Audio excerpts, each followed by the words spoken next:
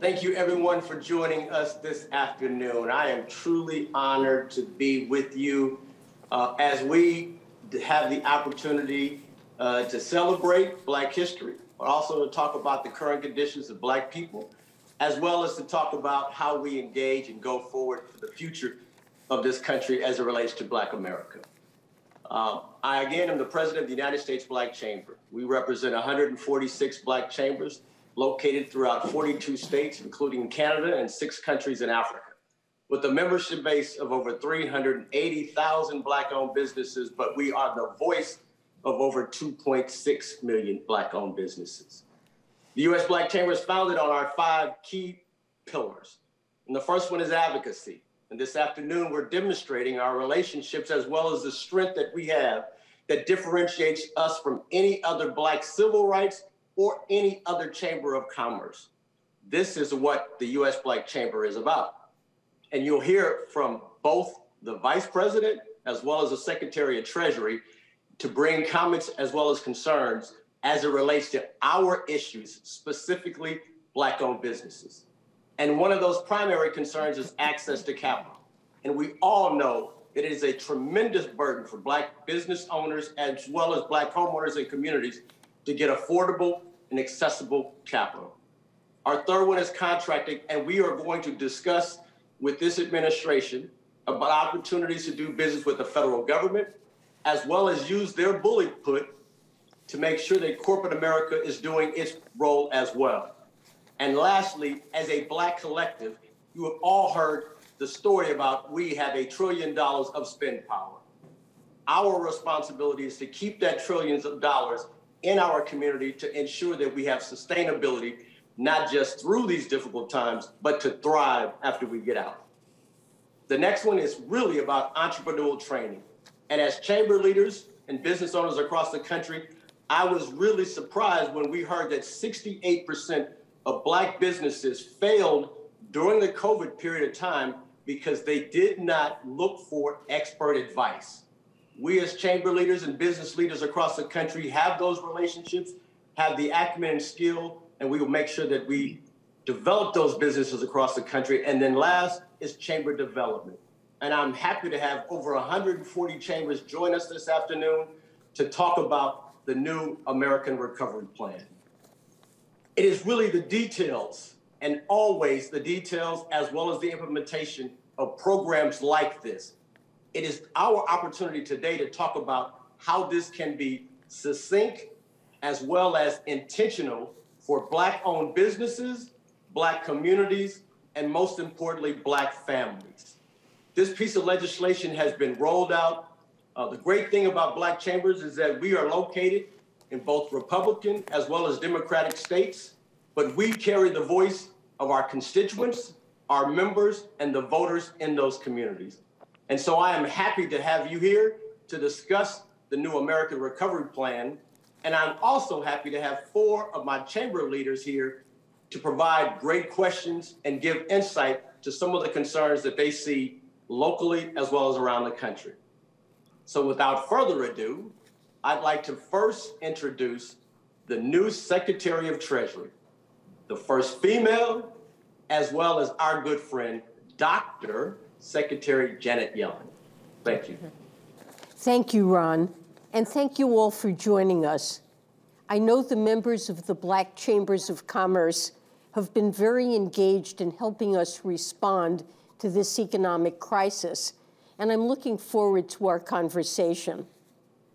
I've been an economist for a long time, and one of the areas where I've focused my attention is on racial disparities in economic outcomes.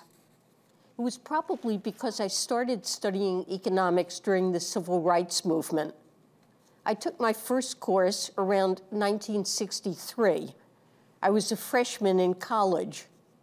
And if you looked at the economic data back then, the average Black family possessed roughly 15% of the wealth of the average white family. That's more than a 6-to-1 difference, and it's stark. But perhaps it isn't surprising. Jim Crow laws were still in effect in many places. What is surprising, though, is that it is now more than a half a century later, and that 6-to-1 number has barely budged. Today, African Americans remain unemployed at roughly twice the rate of white Americans. And that number hasn't really changed in 50 years either. It's as close to a constant as you come in economic data. Indeed, if you somehow transported my freshman economics professor to 2021 and you only showed him the employment and wealth numbers, he would have had a hard time guessing that the country has passed the Civil Rights Act, or that we're elected our first black president, or our first black vice president. Instead, he might actually notice signs that the country had headed in the opposite direction, especially after 2008. During the last recession, the highest white unemployment rate ever reached was 9.2%. But black unemployment was trapped above 10% for 5 years, and it peaked earlier, reaching almost 17%, and recovered slower than unemployment for almost any other group. And that is what economic crises do. They hit people of color harder and longer. They push our country away from our values toward more inequality. And I'm worried that the current crisis will do this again. In fact, I know it will, unless we act. During the early days of the pandemic, African Americans were the first to lose their small businesses. They were the first to lose their jobs. And we've seen early data that suggests black workers will be the last rehired when the economy opens back up. That's why the American Rescue Plan is badly needed, to make sure that this pandemic isn't another generational setback for racial equality. And better yet, to finally start building an economy that works for everyone. I know this is a goal the Vice President cares deeply about, too. In fact, it was the first thing she asked me to work on with her. When she swore me in as secretary, we spoke, and she asked me about providing more capital to community development financial institutions and minority depository institutions. These CDFIs and MDIs are so important because they serve communities that the wider financial system traditionally hasn't served well, especially communities of color. They give loans to people to buy homes and start businesses. Madam Vice President, I am very glad to be working with you on these issues and to be here with you today. And let me turn things over to you. Thank you, Secretary Ellen. And greetings to everyone. I'm looking on this big screen at all of you. I see so many friends, and I see a screen full of national leaders.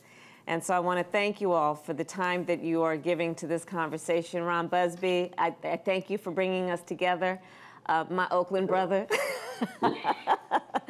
But I just want to thank everyone. And let me just say, the Secretary mentioned the conversation that she and I had when I swore her in. But we had a conversation before that, Madam Secretary, and it was during the time, it was before she was actually nominated and the process was in place, and we had a conversation about how she was thinking of the job. And she's the one who brought up racial disparities with me. And so I can tell you that we are very fortunate with all that she brings to this position in terms of her experience, her expertise, her knowledge, her so profoundly respected knowledge around how our economy works and how we can make it work. We're very fortunate to have you serve as the Secretary, and we thank you for this commitment that you have made to our country. So thank you all. And this is a conversation we are going to be having a lot. Yes, this is February. It is Black History Month, but I think as we all are concerned, Black History Month is every month. And so this conversation is not only for today, it is part of an ongoing conversation we intend to have with you as the leaders that you are. And, you know, frankly, when I think about who you are and your members in terms of the chambers, who they are, We're talking, yes, about business leaders, but what we also know is that those business leaders are often also community leaders, civic leaders, and opinion leaders. And so the role of responsibility is transcendent in terms of the impact it has on the community. The role and the responsibility includes being part of the fabric of the community, contributing to the culture of the community, contributing to the growth and the pride of the community in which you work and where you are established. And so that is the lens through which the President and I and the Secretary are thinking about your role of leadership and the partnership that we have and will continue to grow. But yeah, I did basically a rough assessment, and when we look at our black businesses in our country, they range. We are talking about software companies. We're talking about healthcare companies. Yes, we're also talking about the beauty shop and the barber shop, but we are also talking about healthcare. We are also talking about childcare. We're also talking about manufacturing. Because black businesses, of course, are engaged in the business of keeping America running. And so in every sector, these businesses are present. And that is how we think of then the role that you play, but also our responsibility to support you in all of those sectors. And during this pandemic, as the Secretary has said, this has been rough. We have all seen estimates that as many as 40 to 50% of black businesses have closed, perhaps permanently.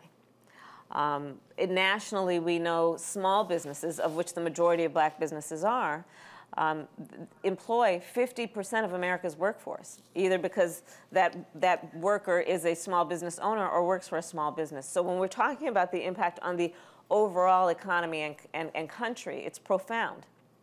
And our research also has shown that in the pandemic, and this is something that is a lived experience for many of you and your members, the PPP program was not accessible to so many of our black-owned businesses. And it had to do with a multitude of issues, which included that those businesses were not necessarily engaged with the big banks, didn't necessarily have the familiar or the consistent relationship, if not any relationship, with a banker who could then call somebody up and say, Miss Smith, this thing is coming down and this is how you apply for it. But what we know is those relationships do exist. And so for whom those relationships are intact, they got the benefit, and for whom those relationships are not intact, they did not get the benefit of the PPP.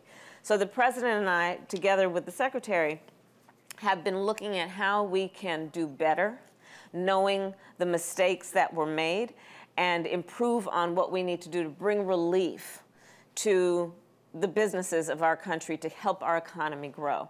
So we are thinking of it in two ways as a general matter. There is the piece of it that is about what we need to do to get control of the public health component crisis of the pandemic. And so I'm going to talk for a minute about vaccines. And it is about getting our businesses back up and running, understanding those 2 points are inextricably linked. That one of the reasons we got into the catastrophe, the most recent catastrophe, I'm going to put aside pre-existing issues, but the most recent catastrophe around our black businesses is because also we need to get control of the pandemic. So on the subject of the pandemic, we have crafted, and the President has proposed the American Rescue Plan. And a large part of that plan is focused on vaccinations. And so, for example, we are putting in $400 billion to have a vaccine distribution plan that is going to include, for example, in Oakland, California, at Oakland Coliseum, and in Los Angeles, California, at the Cal State LA, the first federally supported, along with the state, vaccine distribution center. We're very excited about that. That's going to be up and running, we believe, by February 15th. And this is the first time that the federal government has come in, sadly, since the pandemic started, to support states to do the vaccine distribution piece. But that's going to be up and running. So part of what we're going to ask is for your assistance and support for that component, not only of the American Rescue Plan, but what we need to do to actually make it work, meaning getting folks to go and get vaccinated. Because it's good to have a vaccine, but if folks don't get vaccinated, it won't save the lives we intend to save. We also have a part that is basically about bringing the economy back to full employment. And doing that in a way that we understand that black workers see the biggest wage gains when the economy is at full employment. So the way we're going to do that is, yes, by the vaccinations, but also we need to open schools and reopen them safely.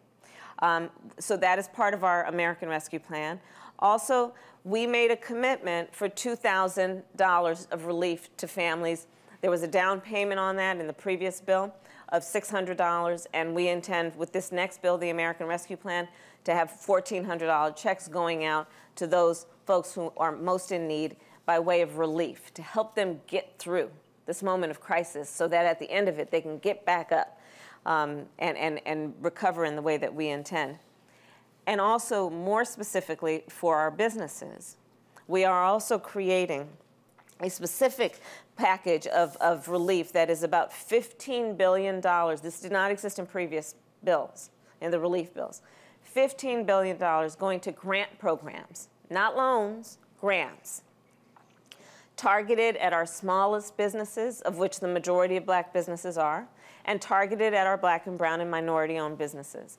So this is some of the work we are doing, in addition to, as the Secretary said, what we are doing around the CDFIs, the Community Development Financial Institutions. And as a point of personal pride, that was one of the last things I worked on when I was in the Senate, together with Senator Cory Booker, Senator Mark Warner, and others.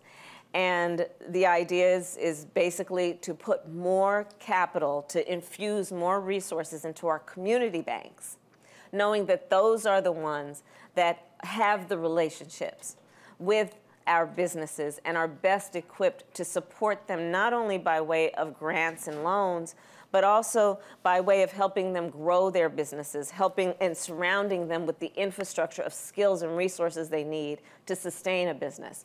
So these are some of the areas of focus. And my last point would be this. You know, back in May, I actually spoke with the California Black Chambers about the Paycheck Protection Program and the concern about the existing lines at lending banks and folks getting turned away. And so let us just say that we believe, and the President believes this very strongly, if relief is not available to everyone who needs it, then we are not doing enough.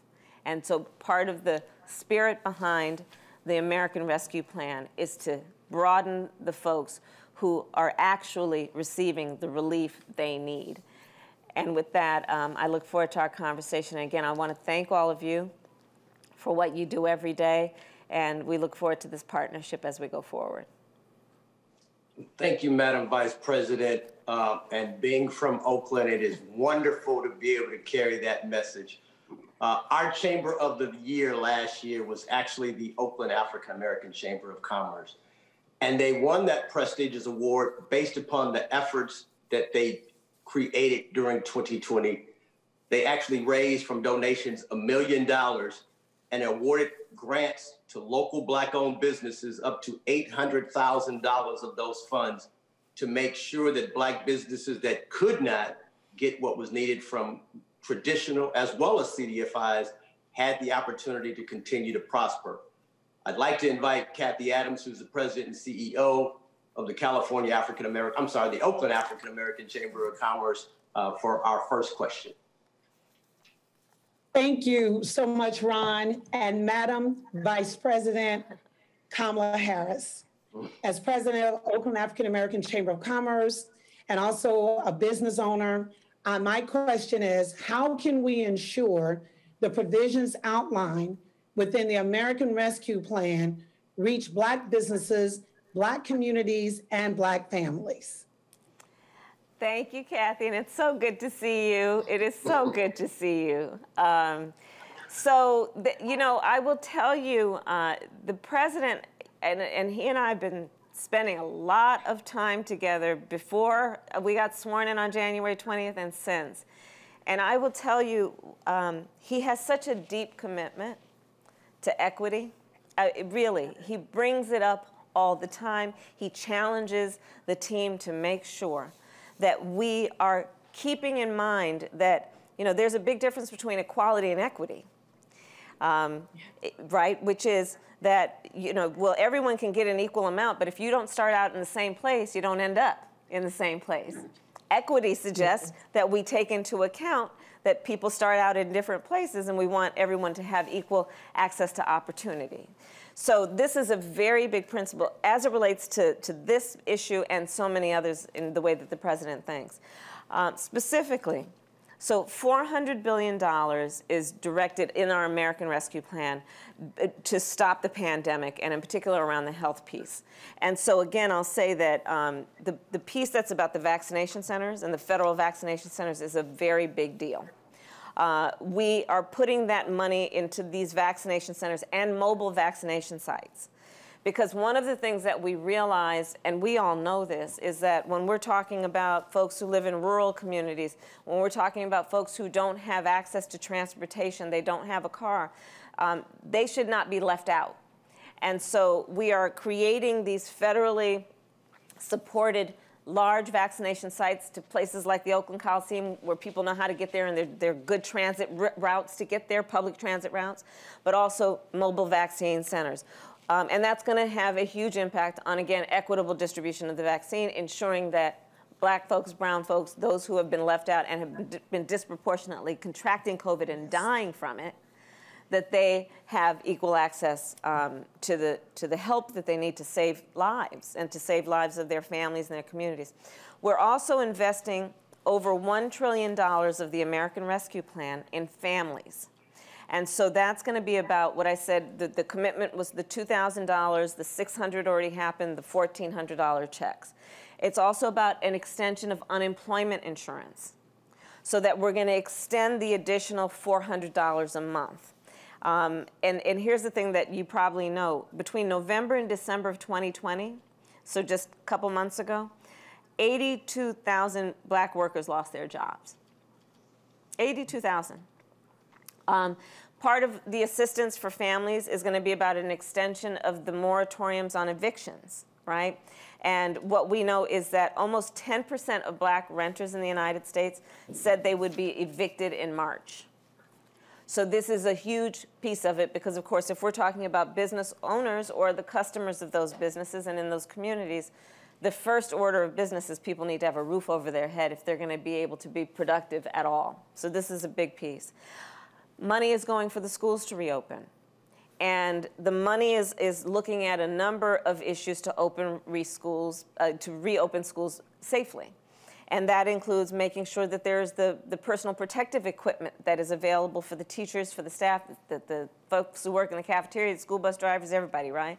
It's also about making sure that we have the resources in our public schools around plexiglass and those things that are needed in the infrastructure, the physical infrastructure of the school, to ensure that the students and the teachers and all staff are safe. And then we are also extending the IETC, the Child Tax Credit. And that's something that I'm really excited about. And that, Kathy, when we get that part of this passed in our bill, will lift up half of America's children who are in poverty. This child tax credit, half, can you imagine? Half of the children who live in poverty right now will be lifted out of poverty by this one piece. It's so important, and as you can imagine. And then the $15 billion in grants as opposed to loans for small businesses. So those are some of the things that we'll do. Maybe I could. And please, Secretary Yellen. I just want to follow up by emphasizing that it is foremost in our thinking. We recognize this economic crisis. It's affected America, but it hasn't affected all communities equally. And both the health impacts and the economic impacts have been disproportionately large for the Black community. And there are longstanding inequities that existed in our society before the pandemic, but this pandemic has just compounded all the problems that existed. So the American Rescue Plan that the Vice President described, it was really designed with that in mind, that yes, it's providing support to all Americans who are suffering economically or health-wise because of the crisis, but it will ensure that the communities that have really borne the brunt, the greatest pain, are going to get the relief that they need. Including, so much Ron, hold on, one more thing. Including, Sure by the thing. way, one of as you can tell, we're very excited about this plan. It really, there's a lot of good stuff in it, including federal support for behavioral health, right? One of the things we've not been talking enough about in this pandemic has been the impact on mental health. And, you know, the way the president and I and all of us think about healthcare is that, you know, healthcare isn't just about the body from the neck down. It's also about the body from the neck up. And there's been a lot of undiagnosed and untreated trauma, a lot of depression, and all of those things. And in particular, when we're talking about minority communities, Black and brown communities. So there's a significant component of what we're doing in this plan that is also about mental health and behavioral health, and giving support to those services. So I know you were up late last night. From my understanding, there was a vote this morning at 5 a.m. So I know you're probably feeling a little of that stress as well. But because of a state represented here, Georgia, we had the votes to get it across. And so we've invited the Atlanta Black Chamber of Commerce to have some questions. I know how important they were to not just convincing America, but to change the whole complex of red states now versus blue states. And so honored to have Melvin Coleman from the Atlanta Black Chamber of Commerce ask our next question.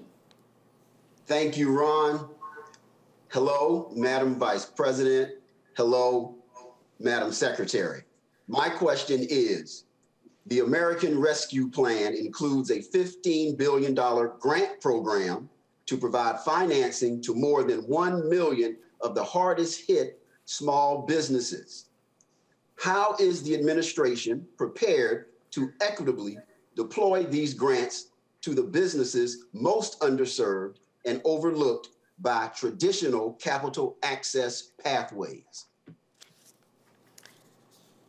So I'll start, and then I'm going to. Sure. Greetings, Mr. Coleman, and thank you to everyone in Atlanta and Georgia. Yes, I was, Mr. Busby, I was there voting at 5 o'clock this morning.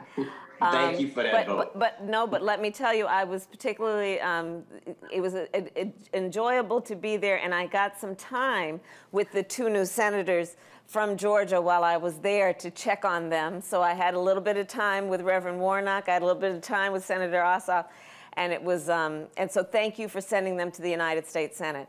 I will say that first, it's really important to recognize the advocacy that so many of our business leaders, and the Black Chambers did around the need to understand that in addition to the PPP, we needed to have grants. And your advocacy in that way had a lot of influence in this new component, this new approach, which is in the American Rescue Plan to put $15 billion into the loans, into the grants, which are obviously, they don't need to be paid back and people need to qualify for them, but it really is about creating support for communities that have been devastated and so hard hit. And so the plan was structured in a way that it's about equity. And also understanding that in many ways the PPP was structured and certainly was implemented in a way that helped big businesses, but our smaller businesses also need help. Black-owned businesses, the average Black-owned business has 10 or fewer employees, right? And so we recognize that's a different dynamic. And the grant program is also, again, about not only saving businesses that are on the edge through no fault of their own, but giving them the support to not only survive, but thrive. And I'll pass it to the Secretary. Yeah, thanks so much. And I just want to add that we understand that in addition to the grant money, businesses need outreach, technical assistance, to understand what what's available to them, how to take advantage of it.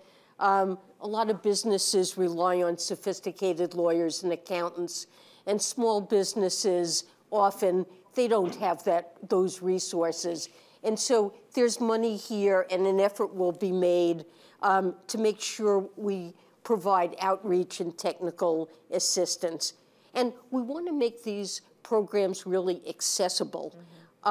So we hope we can work with you and other partners to try to really reach businesses where they are. So the smallest businesses with the greatest needs can get the support that they require.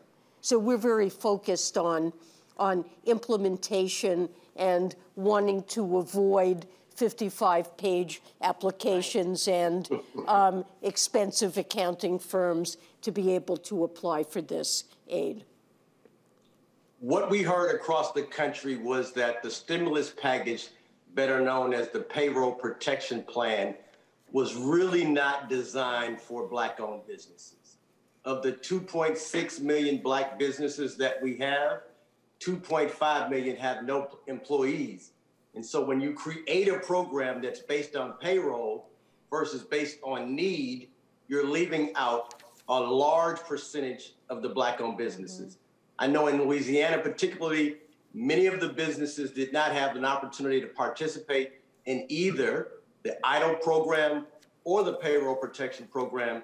And I've asked Kalisha Garrett to join us from the Louisiana Coalition of African American Chambers, where she sits as the Vice President of Operations. Ms. Garrett. Good afternoon, Vice President Harris and Secretary Yellen. In addition to the $15 billion in grants and $35 billion in the state, local, and tribal small business programs included in the plan, what are other ways that this new plan will provide supplementary support to existing small business initiatives like the SBA's Paycheck Protection Program? Thank you, Ms. Garrett. So first of all, from the December bill, there's people. We're going to actually give you the website, and I'm looking for it right now. I think it's sba.gov is the website. But we want to make sure that people know to go there to apply for what currently exists in the PPP program. But we have to make it better, and so in a number of ways. One, we intend to support the SBA and for distribution of the support for the small businesses by having navigators. So that's one of the things that did not exist before, right? And having navigators who help our small businesses. So as the Secretary said, they don't have to fill out 50-page, reports that don't apply to their business model. I'll never forget, we got a small business in California reached out to my office at the beginning of the pandemic, and she said, look, they want me to fill out this form, and they want me to tell them about she has a salon. She said, they want me to give them all the names of my vendors. She said, well, I go to the beauty supply store to get all my stuff. Right? And so we need to understand who the businesses are and their business model, and then make it accessible to them, because they are no less a small business owner than anybody else, right? And so that's where the navigator comes into play. And then also helping the SBA with what they need to do more to provide technical assistance to our small businesses, and not only technical assistance to help people take the benefit of these relief plans, but technical assistance, because now, in the midst of this crisis, one of the opportunities we have seen and small businesses have seen is how they can adopt technology to talk with their clients and to move their products, right? And so let's see the opportunity presented in this moment to give them even more technical assistance, to think about how they can grow their business now in a way that uses technology to perform their business. And it is one of our highest priorities, all of that being said, to fix the assistance piece of the PPP program. And I'll pass it to the Secretary. Thanks so much, Madam Vice President. So I would say in thinking about implementing the PPP program, we're really learning lessons from the failures of the first round. and taking many steps to try to ensure that the smallest businesses get access to these funds first, and the ones that were left out in the first round get first preference now. I also want to point out that beyond the PPP program, there are other programs we think can be very helpful to Black businesses. The recently passed legislation contains $12 billion of funds to invest in CDFIs and minority depository institutions. The legislation, the bill that you were so instrumental, it's very exciting that this has been included. I've been meeting with mayors and small business owners around the country over the last week or two, and they've told me, and I know from my own experience, that CDFIs and minority depository institutions can and do play a crucial role in getting capital to businesses who need it. And we're seeing this as a unique opportunity to support institutions that can support small businesses in your communities, and not only in response to the pandemic, but will strengthen permanently these institutions to make a contribution. The other thing I just want to mention is that beyond PPP and the grants program that's in the American Rescue Plan, there are other tax credits that could be very helpful to small businesses. For example, small businesses can also take advantage of an employee retention tax credit and paid leave tax credits. And so we're really committed to providing information to small businesses so they can navigate this process, and to try to make sure that businesses receive every dollar they're entitled to. That's great. Well, thank you so much to both of you. Our last question comes from our chairman, Mr. Charles O'Neill, who's also the president of the Texas African American Chamber of Commerce, where they represent 25 Black chambers. Mr. O'Neill. Thank you, Ron. Madam Vice President and Secretary Yellen, if you don't mind my taking just the liberty to add on behalf of the entire board of directors of USBC and the thousands of women and men committed to aspirational goals of Black businesses across the country, thank you for this opportunity to engage the administration in a productive discussion. Now, given the preparation undertaken in the formulation of the American Rescue Plan, I'm certain that you and Secretary Yellen have already begun planning for what's next. We know that Black-owned businesses suffer from pre-existing conditions. So what can we expect from the administration in terms of ongoing targeted support for the businesses we represent? That's an excellent point, Mr. O'Neill, and thank you for your leadership. So we need to get this rescue plan passed. And the reason I was in the Senate now as the president of the Senate to break the tie was so we can get that moving along, to get that relief to families and to small businesses as quickly as possible, to deal with the immediate issues, including what cannot be overlooked. You know, even since December, when the last package was passed, almost 100,000 people have died, right? So when we think about this moment we're in, you know, the way I think of it, and you'll appreciate this from Texas, I think of it as like a hurricane, right? Sometimes we tend to think, okay, we now need to clean up after the hurricane. No, we're still in the hurricane. And it's picking up speed, right? So that as much as anything is the motivation and the spirit behind the rescue plan, which is people are hurting right now. Back to the housing piece, back to the child poverty piece, back to the piece we're seeing all over the country, including, as you know, in Texas, where people are in lines in their car, standing in lines for hours and hours because their families are hungry. So there is that. But one of the things that the president is very committed to, is a very deep part of his commitment to the future of our country, is an investment in infrastructure and the creation of jobs. And so look to that in the horizon in the not too far distant future, right? And how does that relate to small businesses? Well, in so many ways. I mean, again, understanding that let's not engage in any kind of myths about who black businesses are. Black businesses are every business, right? Including manufacturing, including contractors and construction companies, including all of those businesses that will benefit from an investment in America's infrastructure, be that roads or bridges, but also one of the pieces that we are committed to is broadband.